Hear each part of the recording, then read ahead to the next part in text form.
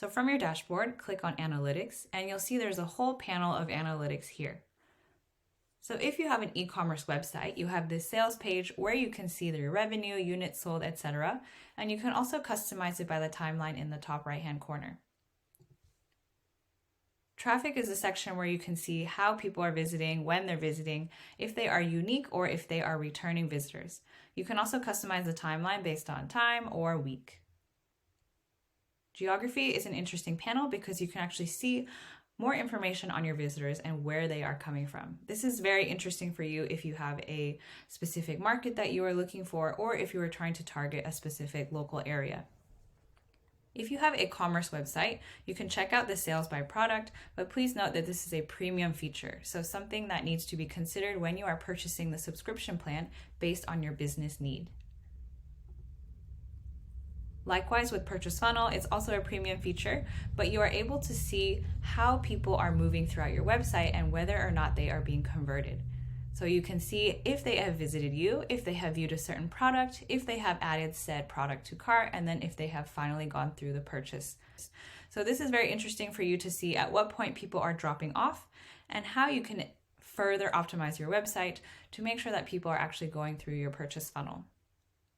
And then lastly, in the commerce section, you have an abandoned cart area. So you can see what types of profiles are abandoning cart and which products they have in their cart. In the acquisition section, this is also a premium feature. However, it's really interesting to see the different traffic sources. That means how are people visiting your website? If you scroll down, you can see that it says direct. And when you have more data, you can see if they come from Facebook, Instagram, Pinterest, other social media points, other funnel points that you may have. You also have a search keyword section. So here you can actually connect it to your Google Search Console, and that's going to pull in a lot more data for you, as well as show you how to optimize your site's performance and the search results. Lastly, in this section, we have engagement. So here you can actually see what pages and points of content in your website people are engaging with the most.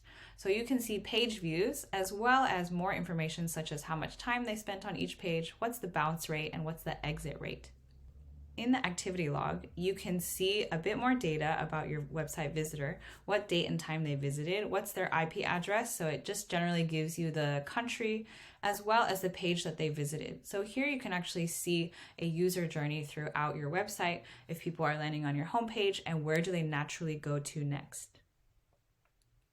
In the form and button conversion, this is also a premium feature, but it shows you which forms and which buttons are actually converting. So that means which forms and buttons are people actually clicking and moving to the next step, whether it's to contact you, to buy a product, or to reach out to you.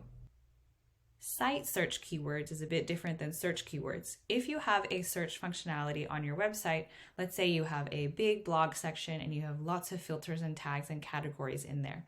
So site search keywords allows you to see what visitors on your website are searching for when they are on your website. They could be searching for the different tags or the categories within your articles, and you can see which content is doing much better than others based on what they're searching for. That way you can serve up content that's a bit more relevant to what they're looking for.